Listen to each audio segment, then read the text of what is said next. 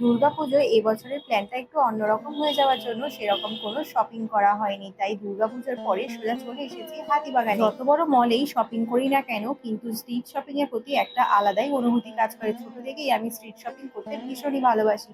আর এইদিকে শ্যামবাজার দুটো কুর্তি নেওয়ার পর সোজাসুজি চলে এসেছিলাম বাজার কলকাতাতে। দুর্গাপুজোর সময় লোকে এতই কেনাকাটা করে ফেলেছে, এখন তো বাজার কলকাতা ফাঁকা বললেই চলে, তাই জন্য আমিও সোজাসুজি ট্রায়াল রুমে চলে এসেছি বেশ কয়েকটা ড্রেস ট্রায়াল। আর এদিকে আমার যেই ড্রেসগুলো পছন্দ হয়েছে সেগুলো নিয়ে সোজাসুজি চলে এসেছি জেন্টস সেকশনে। আর জেন্টস সেকশনে আসার পরে এখানেও ছেলেদের ড্রেসের কালেকশনও কিন্তু মোটামুটি বেশ ভালো। সেখান থেকেও হাজবেন্ডের জন্য বেশ কয়েকটা জিনিস নিয়ে সোজা চলে এলাম ক্যাশ কাউন্টারে। এবার তো বিল করার পাড়া, তাই এখানে প্রত্যেকটা ড্রেস যেগুলো আমরা পছন্দ করেছিলাম সেই ড্রেসগুলোই কিনে বিল করে নিলাম। বাড়ি থেকে ব্যাগ নিয়ে যাওয়ার জন্য একটা বড় সুবিধা হলো 5 টাকা 10 টাকা দিয়ে কখনোই কোনো জায়গাতেই ব্যাগ নিতে হয় না। বিল নিয়ে বাইরে বেরোতেই দেখলাম চারিদিকে ঝলমলে আলো আর মাটির তৈরি বিভিন্ন ধরনের জিনিসপত্র পাওয়া যাচ্ছে। সামনেই যেহেতু দিওয়ালি, তাই জন্য এখানে কিন্তু দারুণ দারুণ সমস্ত কালেকশন এসে গেছে। দীপাবলি উপলক্ষে মাটির প্রদীপের এদিকে তো প্রচুর কালেকশন এসে গেছে। আর 2 টাকা থেকে দাম শুরু হয়েছে। রয়েছে ঘর সাজানোরও নানান ধরনের জিনিসপত্র। অকেশন পারপাসে যেহেতু এখানে একটু জিনিসপত্র বেশি বিক্রি হয়, তো সেই হিসাবে দিওয়ালি উপলক্ষেও কিন্তু জিনিসপত্রের দাম খুব একটা কম ছিল না।